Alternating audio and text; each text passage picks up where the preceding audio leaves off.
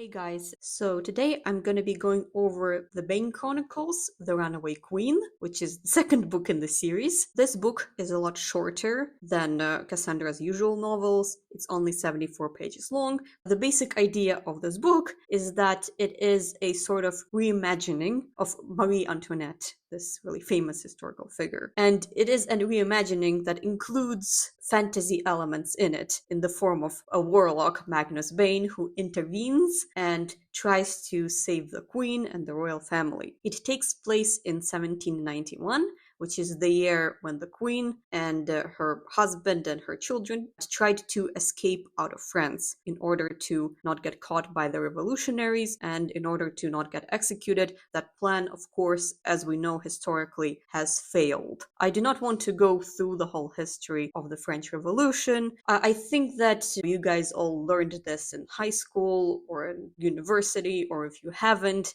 then I think that you can just look this up. This is really not the point of my channel. The dialogue still comes across as a bit too modern at times, but this book does feel a lot more grounded in history. Cassandra got the year correctly of 1791. The details that are described about Paris, about the way that people live their lives, all of those details do add a lot more and help ground it in that historical context. Now, unlike the previous book, this book does have a plot, which is why instead of going over random scenes like I've done in the previous review, this one I'm gonna go point by point and talk about everything that happened in the book and go along over the whole of the plot. And the story starts with a description of Paris, which I thought was excellently done because it has a lot of negative descriptions and it combines them with how Magnus viewed those things to be positive, which makes a lot of sense because Magnus is a warlock and it highlights how different he is from us humans.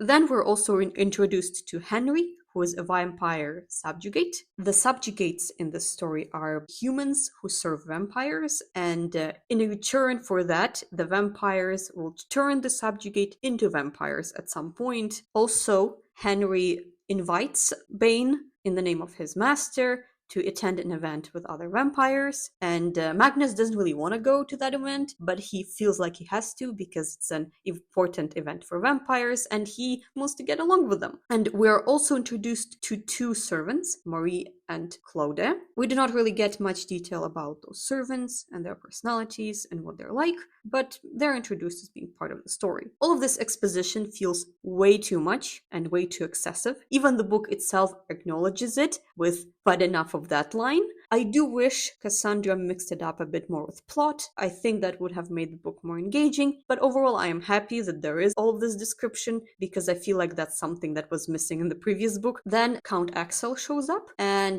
Magnus at first is annoyed because Count Axel interrupts Magnus's bath, but he immediately falls in love with him as soon as he sees him because Count Axel looks really attractive according to Magnus, and Magnus tends to fall in love very easily with whomever he finds to be attractive. Axel just asks Magnus outright to help him with saving the royal family from the revolution. Magnus does not care about Marie Antoinette. He really does not want to get involved in human politics, or mundane politics, as the book would call it, but he is really in love with Axel, and so because of that, he agrees to help. The next day, the two of them have dinner together, where they go over the details of the plan, and the details of the plan are pretty simple. All Magnus has to do is get into the palace and disguise the queen using a glamour spell. And it is a pretty simple spell to do. Magnus has done them a bunch in his life, and there isn't a lot of ways in which the plan could go wrong. At least Magnus doesn't think that way. There is a significant flaw in the plan, which is that Axel does not want to disguise the king, because according to Axel, the king is not a very recognizable person in the royal family, which is ridiculous to think about, because whenever we think about royal families, yes, we do think about the queen, but we also think about the king. You know, he's like the main guy who rules the country. It's like you not recognizing Biden or Trump, like that would just not happen. I understand that Marie Antoinette probably looks more beautiful than her husband, but that does not mean that her husband will not be recognized. And in this part of the story, it also becomes pretty clear that Magnus does not have a good understanding of how love works, because he just thinks that if he does a favor for somebody and asks them in return to interact with him, then that somehow means that they will fall in love with him and that he can essentially make people fall in love with him.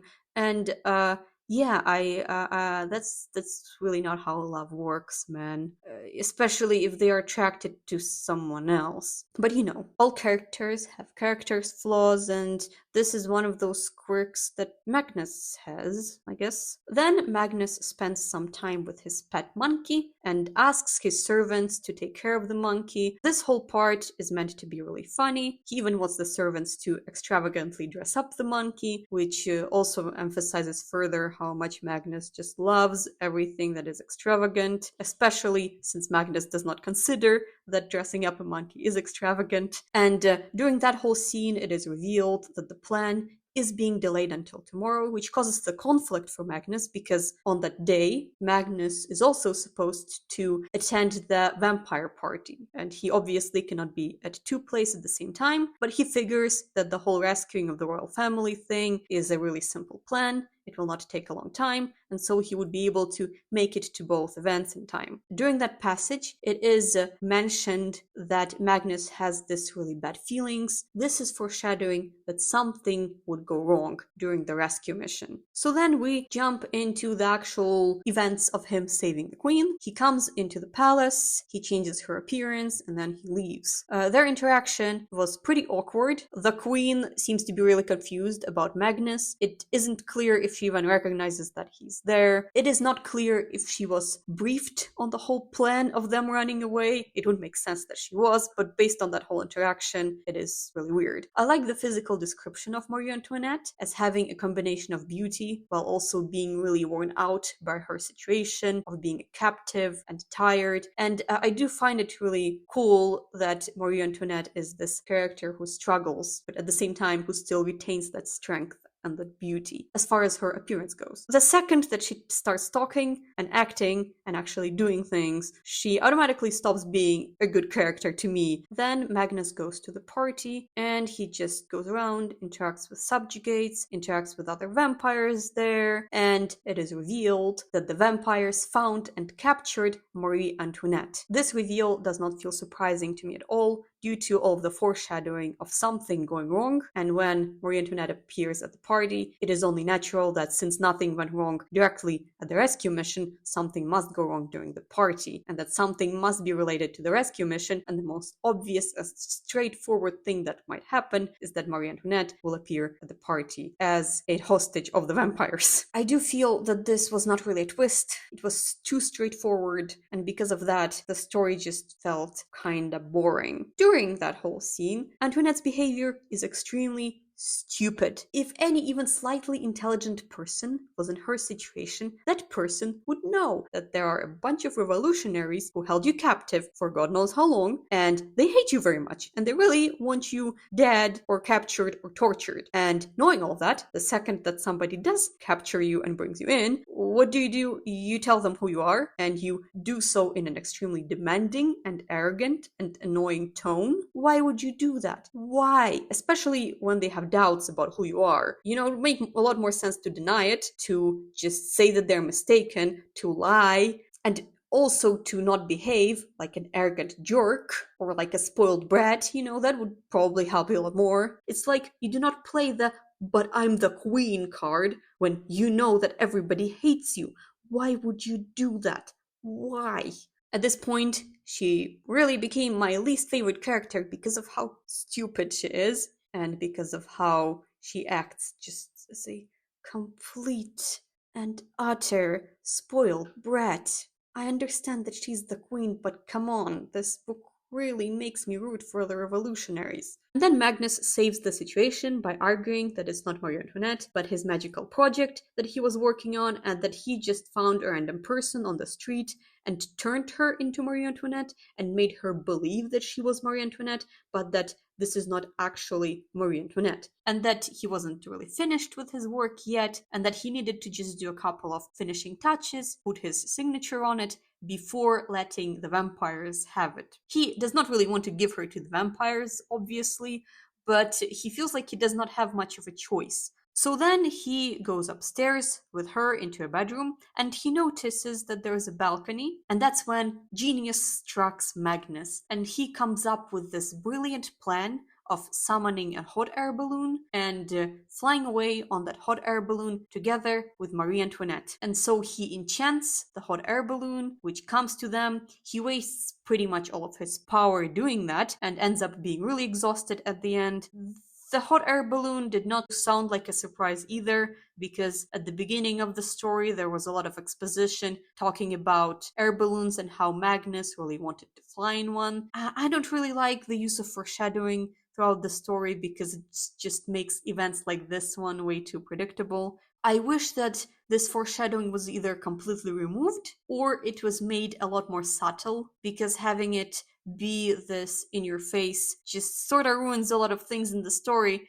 And so then, while trying to get her into the air balloon, he is forced to have to reason with her because he ran out of power, and so he could not just drag her into the hot air balloon using his magical powers. And I really feel sorry for Magnus here, because the Queen Antoinette continues acting out and just being her usual spoiled brat self and not trusting the only person who is trying to save her. I really would have just given her to the vampires at this point. Like, I understand, bro, you're in love with Axel, but come on, do you really want to continue putting up with this? Magnus really has a patience of a monk in this story. The point with Marie Antoinette acting like a complete brat aside, I do really like the use of magic in this passage. I like how Cassandra Clare expands on the magical system of warlocks within the Shadowhunters universe. I like how there are limits to this power, and it does seem to be that these limits have to do with the personal energy of the warlock being wasted and making the warlock feel extremely tired. Then they land into the river, and Magnus drags Marie Antoinette out of the river, where both of them meet with Axel, who was waiting with the royal carriage, an extremely decadent carriage. A carriage so decadent that even Magnus notices that the carriage is way too decadent. I have no idea how anyone could think it was a good idea to try to escape in something that flashy. It's like the number one rule of running away is to not attract attention. And then Magnus and Axel had this beautiful moment where they kissed. It was such a huge W for Magnus that I didn't really care about the historical context. I'm not the biggest fan about how Cassandra chooses to portray bi or homosexual characters in the historical settings, which I have already talked about in my previous review, but I still thought it was a huge win for Magnus. I think it was really rewarding that Magnus actually got something for all of the crap that he had to put up with when it comes to Marie Antoinette. The next morning, Magnus comes back home and he realizes that the vampires have murdered his servants, and the subjugate who's there asks Magnus to leave Paris and never come back. And this begs the question, was it really worth it? Was saving Marie Antoinette, who acts like a complete spoiled brat, really worth it when two servants who were completely innocent and served Magnus with so much loyalty that they got killed for no real reason at all? Was that really worth it, Magnus? Was this crush really that important to you that you had to do this? This sort of really shows how the action of one person would have really detrimental consequences on somebody else's life who had nothing to do with those actions in the first place, and how absolutely sad that is. Magnus leaves Paris because he has to, and he moves to the Alps. And this is pretty much the end of the story. He finds out that the royal family failed to escape because they got caught, because someone recognized Marie Antoinette's husband. Like, who could have thought that that would happen? That somebody would actually realize how the king looks. Can you imagine that? That somebody actually knows how the king looks? That really was not surprising to anyone. Even if somehow people did not recognize the king, I'm pretty sure with the way that Marie Antoinette behaves, somebody would have noticed that something was off. Also, the carriage being over the top, like, this whole thing was guaranteed to fail. And I am really happy that it did, because of how insufferable Marie Antoinette has been. I do feel sorry for Magnus, that his whole love affair with Axel would not work out, but man, Marie Antoinette, she was just so insufferable that I felt really happy that she got what she deserved. And then we find out that Axel wants to return back to Paris to try to save the royal family again. His sister is begging Magnus to do something to stop him. And the ending implies that Magnus decides to not intervene in human politics anymore and to do nothing about Axel, which I'm really happy about. I'm really happy that Magnus learned his lesson not to intervene in human politics and in human affairs, especially when those humans act in the way that Marie Antoinette has been acting throughout the story. So to summarize, this book had its moments. I really liked the historical context a lot more. I liked that there was a coherent plot, but Marie Antoinette was just so insufferable, and a lot of the plot was just way too predictable because of all of the foreshadowing. I really cannot give the overall ranking more than 3 out of 5 stars. I really hope you guys enjoyed this review. Until next time, goodbye.